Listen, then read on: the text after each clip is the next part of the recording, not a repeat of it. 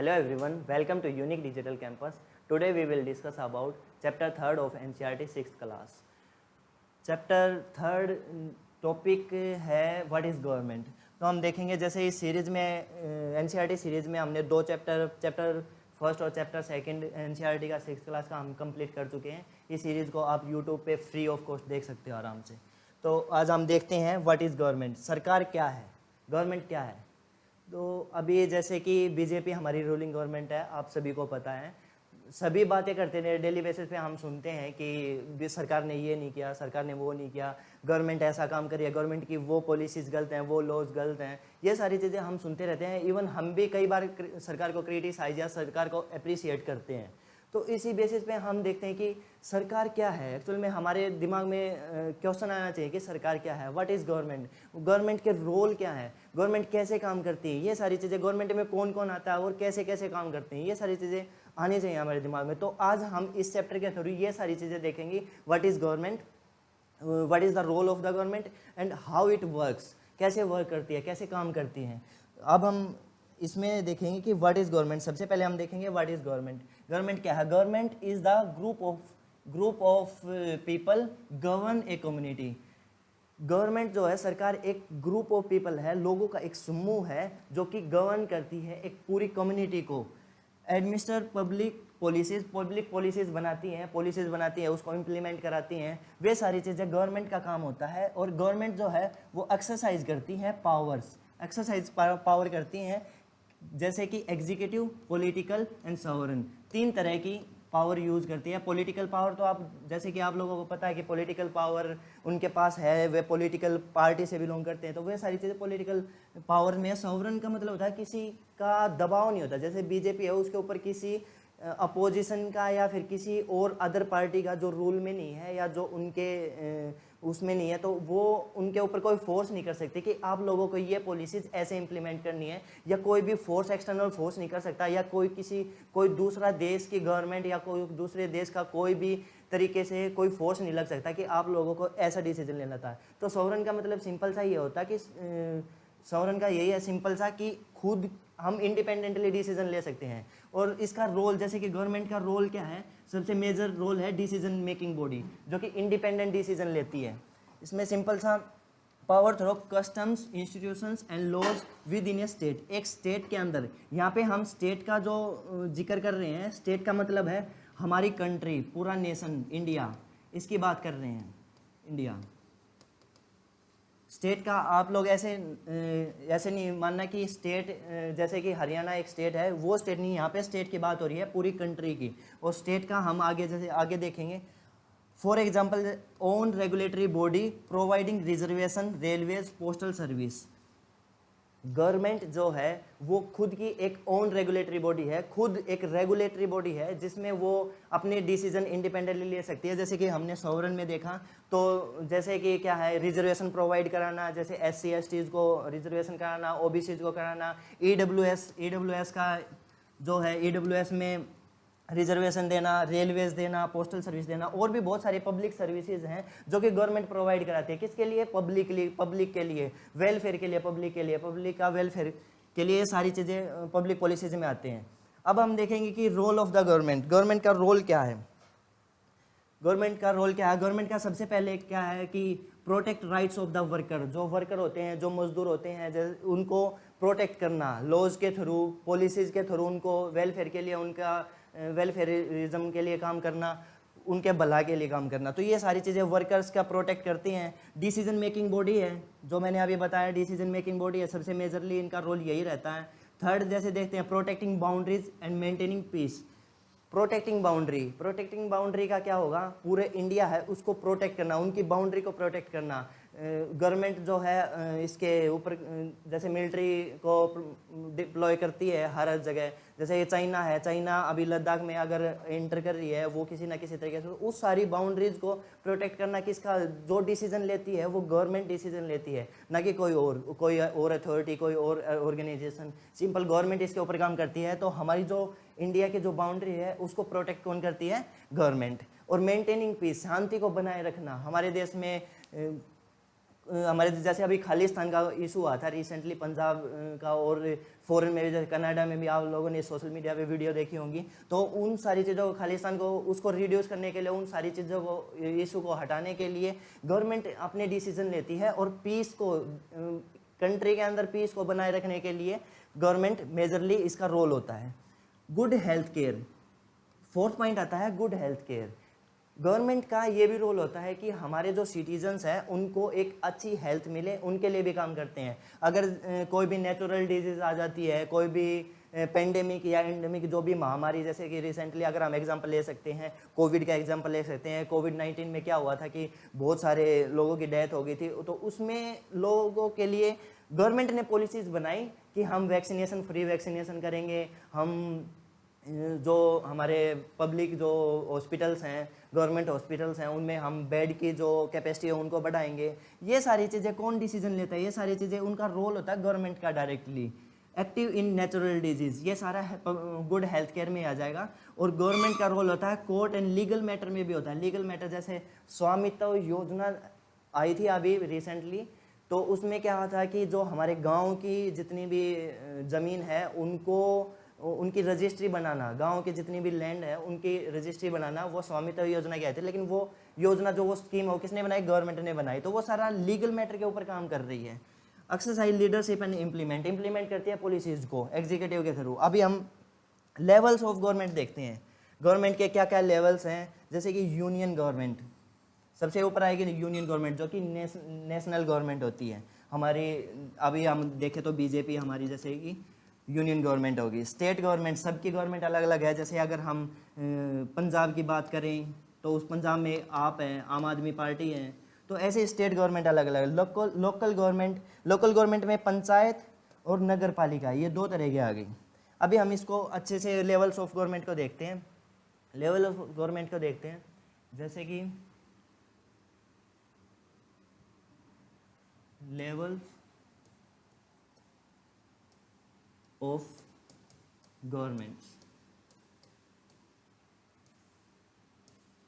Governments के level देखते हैं। सबसे पहले आएगा लोकल गवर्नमेंट। सबसे पहले लोकल गवर्नमेंट आएगी। तो अभी मैं जैसे स्ट्रक्चर बना रहा हूँ, उससे आपको समझ में आ जाएगा कि कैसे लेवल्स, गवर्नमेंट के लेवल्स हैं और वो कैसे कैसे काम करती है। सबसे पहले आएगी लोकल गवर्नमेंट। लोकल गवर्नमेंट भी दो तरह की होगी, दो तरह से हम उसको डिवाइड कर पाएंगे। एक होती है रूरल, जो कि ग्रामीण होती है, और एक होती है अर्बन। अर्बन मतलब शहरी। ये दो तरह से हम इसको डिवाइड करेंगे लोकल गवर्नमेंट को। और फिर आएगी हमारी डिस्ट्रिक्ट गवर्नमेंट। यहाँ पे हमारी डिस्ट्रिक्ट गवर्नमेंट आएगी। उसके बाद आएगी हमारी स्टेट गवर्नमेंट। और उसके बाद आएगी हमारी यूनियन गवर्नमेंट। जैसा कि आप स्ट्रक्चर में देख पा रहे हो कि जो लोकल गवर्नमेंट है वो किसके अंडर में आ जाएगी? डिस्ट्रिक्ट गवर्नमेंट के अंडर में आ जाएगी। और डिस्ट्रिक्ट गवर्नमेंट और लोकल गवर्नमेंट जो है वो किसके अंडर में आ जाएगी? स्टेट गवर्नमेंट के अंडर में आ जाएगी। और सिंपली इसी तरीके से हम देख पा रहे हैं कि यूनियन गवर्नमेंट के अंदर ये सारी चीज़ें, जितने भी सारी स्टेट, डिस्ट्रिक्ट और लोकल गवर्नमेंट, ये सारी इसी के अंडर में आ जाएंगी। अब सिंपल सा अगर हम इंडियन मैप के थ्रू अगर हम देखें, ये मैं रफ मैप बना रहा हूँ इंडिया का। ये हमारा इंडिया है, ये इंडिया है हमारा। तो इसमें ये पूरा हमारा पूरी कंट्री होगी, ये यहाँ पे यूनियन गवर्नमेंट काम करेगी। यूनियन गवर्नमेंट इसमें पूरी उसका हो गया यूनियन गवर्नमेंट। अभी हमारे इंडिया में बहुत सारे स्टेट हैं, जैसे कि राजस्थान है, गुजरात है, अपना हरियाणा है, ये नॉर्थ ईस्ट पार्ट हो गया है। तो ये सारी जो यहाँ पे जो स्टेट हो गया, जैसे हरियाणा है, अगर हम हरियाणा का रफ मैप मैंने यहाँ पे बना लिया, हरियाणा का रफ मैप यहाँ पे हो गया, तो ये हरियाणा है। इसमें क्या, कौन सी गवर्नमेंट काम करेगी? स्टेट गवर्नमेंट, ये हरियाणा में। और हरियाणा के बहुत सारे डिस्ट्रिक्ट हैं, यहाँ पे अलग अलग डिस्ट्रिक्ट हो गए, तो इस डिस्ट्रिक्ट में काम करेगी डिस्ट्रिक्ट गवर्नमेंट। और डिस्ट्रिक्ट में भी जैसे विलेजेस होते हैं, बहुत सारे विलेजेस और टाउन्स होते हैं, उसमें कौन कौन सी काम करेगी? लोकल गवर्नमेंट्स काम करेंगी। लोकल गवर्नमेंट्स इसके अंडर में आएगी। ये सारी चीज़ें लेवल्स ऑफ गवर्नमेंट हो गई। अभी हम आगे चलते हैं। जो गवर्नमेंट होती है वो कैसे काम करती है, कैसे जो इसके रोल हैं उनको कैसे प्रोटेक्ट करती है, कैसे फॉलो करती है, ये करती हैं लॉ एंड ऑर्डर्स जो होते हैं उनको फॉलो करते हैं, लॉ एंड ऑर्डर को मेंटेन रखती हैं। जैसे कि देखते हैं मेक लॉज, लॉज बनाती हैं, जो गवर्नमेंट है वो लॉज बनाती हैं। एक सेकंड, लॉज बनाती है लेजिस्लेशन के थ्रू और लॉज को इन्फोर्स करती है एग्जीक्यूटिव के थ्रू। और वर्क ऑन इनजस्टिस, ये है इनजस्टिस। इनजस्टिस, इनजस्टिस का मतलब होता है अन्याय। गवर्नमेंट इसके ऊपर भी काम करती है directly. Work can give certain orders, court can give certain orders which are followed by the people. Court orders देती हैं जो कि सारे ये जो पीपल हैं वो फॉलो करते हैं। अभी हम आगे चलते हैं तो आगे देखते हैं कि यहाँ पे दो तरह की फिलोसफीज आती हैं। फिलोसफी एक है राइट विंग, एक है लेफ्ट विंग। दोनों की ये जो फिलोसफी हैं इनका हम आइडियाज़ देखते हैं, इनकी क्या क्या आइडियाज़ रहे हैं और कैसे कैसे ये रिएक्शन करते हैं। जैसे कि हम बात करते हैं लेफ्ट विंग की। लेफ्ट विंग में क्या होगा, लेफ्ट विंग वालों की जो आइडियोलॉजी है ना वो रेडिकल आइडियोलॉजी है। रेडिकल का मतलब होता है जो कि रेडिकल वाले जो लोग होते हैं, रेडिकल आइडियोलॉजी वाले जो होते हैं वो सोशल चेंज को बढ़ावा देते हैं। वे सोशल चेंज चाहते हैं सोसाइटी के अंदर, वे सोशल चेंज को बढ़ावा देते हैं। ये they want social change, way social change को चाहते हैं रेडिकल। और यहाँ पे राइट विंग की अगर बात करेंगे तो वहाँ पे आ गया रिएक्शनरी। रिएक्शनरी में क्या होगा, वे रेस्ट्रिक्ट करते हैं सोशल चेंज को। वे सोशल चेंज को नहीं चाहते, वो सोशल चेंज को बाधित करते हैं। ये दो तरह की आइडियोलॉजी है। राइट विंग वाले रिएक्शनरी पॉलिटिकल आइडियोलॉजी है, लेफ्ट विंग वाले रेडिकल पॉलिटिकल आइडियोलॉजी है। सिंपल है, इसमें अगर रेडिकल में देखेंगे तो रेडिकल वाले जो हैं लेफ्ट विंग ये मोर लिबरल होते हैं, बहुत मॉडर्न होते हैं। इसमें क्या होती है, बहुत सारी हर तरह की डाइवर्स ओपिनियन को ये एक्सेप्ट करते हैं। इनका कोई ये नहीं होता कि कंजर्वेटिव टाइप नहीं होते। सिंपल सा अगर राइट विंग का देखें तो राइट विंग जो है ना वो मोर कंजर्वेटिव होते हैं। कंजर्वेटिव मतलब रूढ़िबद्ध जो कि पुरानी सोच वाले होते हैं। ट्रेडिशनल सोच के ऊपर चलने, ट्रेडिशनल मतलब पुरानी जो सोच है उनके ऊपर चलने वाले लोग। ये बिलीव इन सोशल कंजर्वेटिज्म में बिलीव करते हैं। Economical liberalisms, individual in nature. ये जो राइट विंग वाले होते हैं इंडिविजुअल इन नेचर होते हैं, लेकिन लेफ्ट विंग वाले होते हैं वो कलेक्टिव इन नेचर होते हैं। कलेक्टिव मतलब कलेक्ट हो जाना, सभी इकट्ठा, मतलब कि इंटरेक्शन जो है उसमें बहुत ज़्यादा होगा, सभी में इंटरेक्शन होगा, वो सारा हम कलेक्टिव इन नेचर में देखेंगे। आगे चलते हैं, आगे हम देखेंगे फॉर्म ऑफ गवर्नमेंट। गवर्नमेंट एक तरह की तो होती नहीं है, गवर्नमेंट कई तरह की होती हैं। तो अब हम उनके टाइप देखेंगे किस किस तरह की गवर्नमेंट होती है। सबसे पहले हम देखेंगे टोटलिटेरियनिज्म, ये देखेंगे पहले। इसमें क्या होगा, टोटल गवर्नमेंट कंट्रोल, पूरा सरकार का कंट्रोल होगा। जिस स्टेट में टोटलिटेरियनिज्म वाली गवर्नमेंट होगी उसमें गवर्नमेंट का ही कंट्रोल होगा, गवर्नमेंट ही हर चीज़ का वो देखेगी, उसमें किसी की भी कोई इंटरफेरेंस नहीं होगी। सेकंड देखते हैं अथॉरिटेरियनिज्म। इसमें क्या होगा, micro management of citizens why government structures, military control turning. Military control क्या है, मिलिट्री कंट्रोल का मतलब जैसे कि अगर हम एग्जांपल लेके चले पाकिस्तान में है, डेमोक्रेसी है, उसमें गवर्नमेंट रहती है, लेकिन बार बार क्या होता है, मिलिट्री अपने कंट्रोल ले लेती है और जो माइक्रो मैनेजमेंट ऑफ सिटीजन है वो गवर्नमेंट के स्ट्रक्चर के थ्रू उसमें रूल करती है। तो हम काइंड ऑफ कह सकते हैं कि पाकिस्तान में मिलिट्री कंट्रोल वाला सीन है, लेकिन एक्चुअली में अगर देखा जाए तो Pakistan is also a democratic country. अभी थर्ड देखते हैं मोनार्की। मोनार्की होता है राजतंत्र।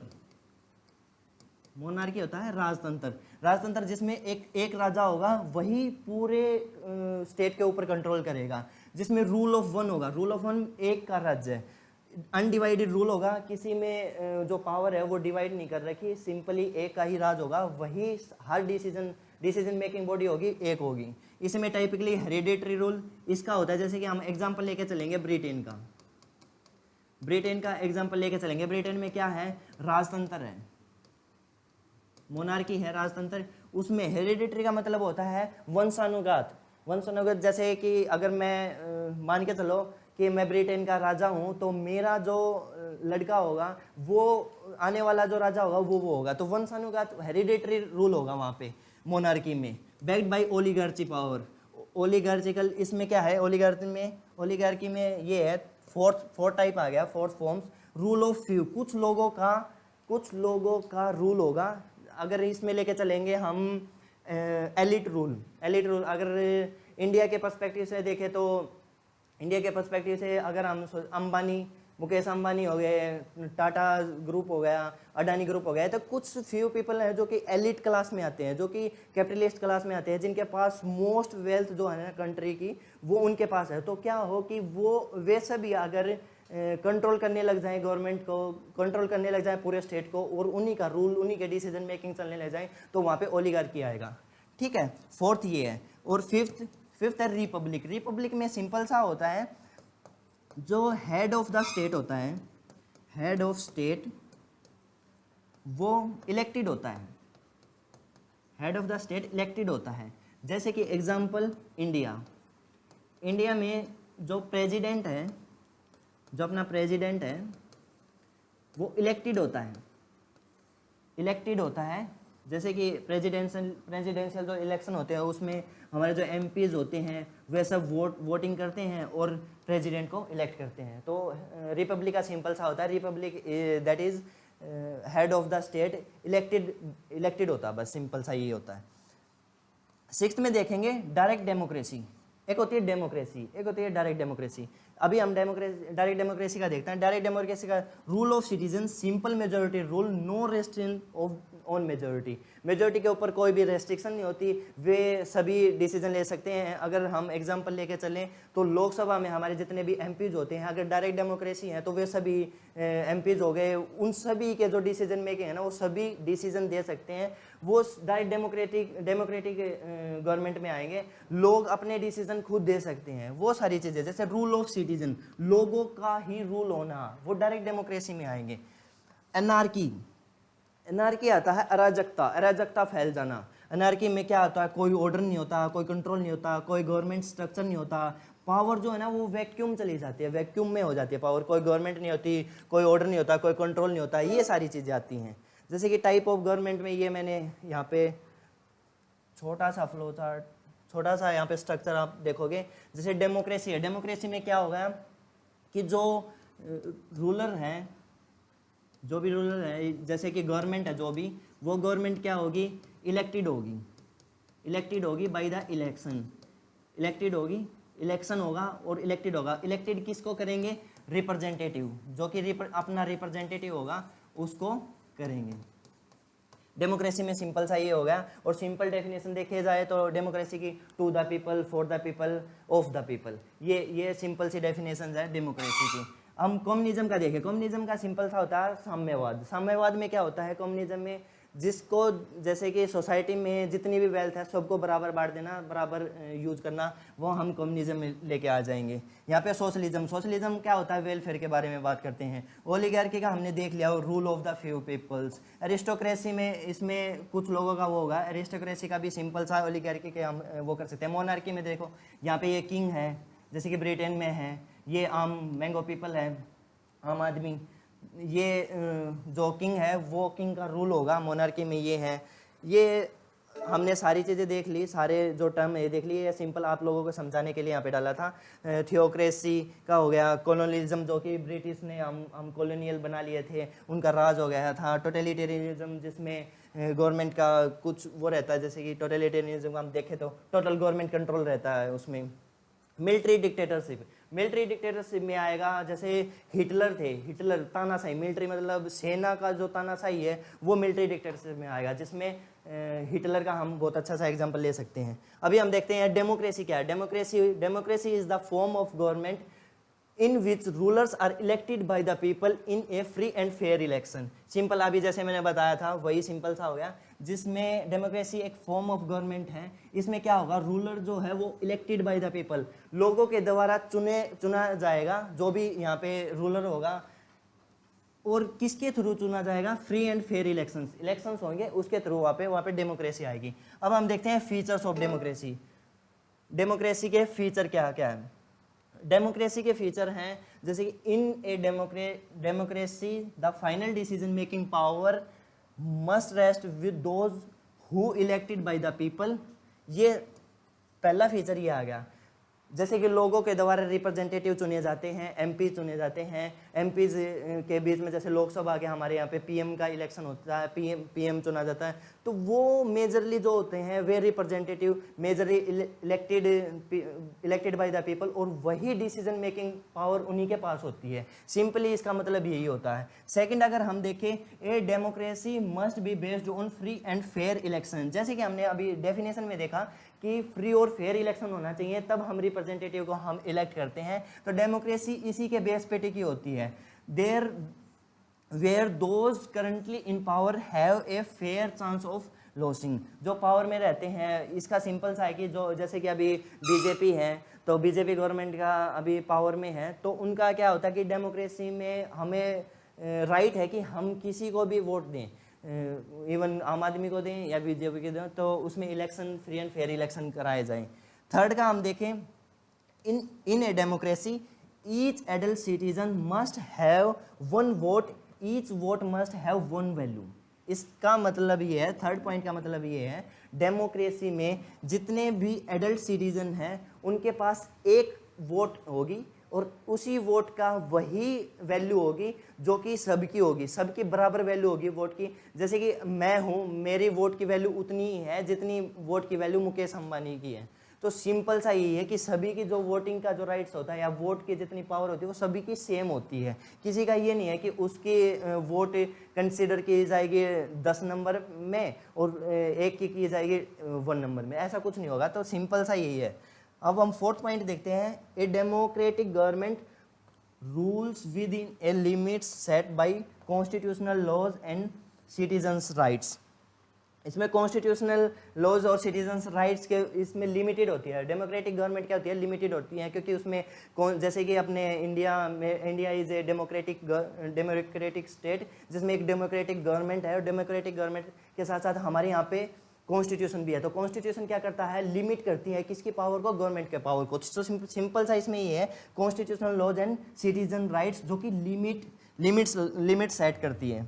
फिफ्थ पॉइंट लेके चलें, the opposition party are allowed to function freely before and after the election. Opposition party एक तो होती है रूलिंग पार्टी जो कि सत्ता में है, एक होती है अपोजिशन पार्टी। अगर हम देखें जैसे अभी बीजेपी रूलिंग गवर्नमेंट है, उसके अलावा जितनी भी पार्टी होगी, वैसे तो इनका क्राइटेरिया होता है कि अपोजिशन पार्टी के पास इतने एमपीज होने चाहिए, उनका क्राइटेरिया होता है 10% जो भी है वो आगे वाले जो फाउंडेशन कोर्स में करेंगे हम। तो उसमें अपोजिशन पार्टी क्या होती है, उसको अपनी पॉलिसीज का उनके फ्री एंड फेयर तरीके से वो अपने रोल को निभा सकते हैं। ये सारी चीज़ें हैं इसमें। अभी हम 6 पॉइंट को लेके चलें। 6 पॉइंट में क्या है, 6 पॉइंट में है, the democratic government are based on fundamental principle of political equality. Political equality का मतलब होता है कि सभी को राइट है कि वे अपने पॉलिटिकल इलेक्शन को लड़ पाएँ। जैसे कि अभी मैं हूँ, मेरी एज अगर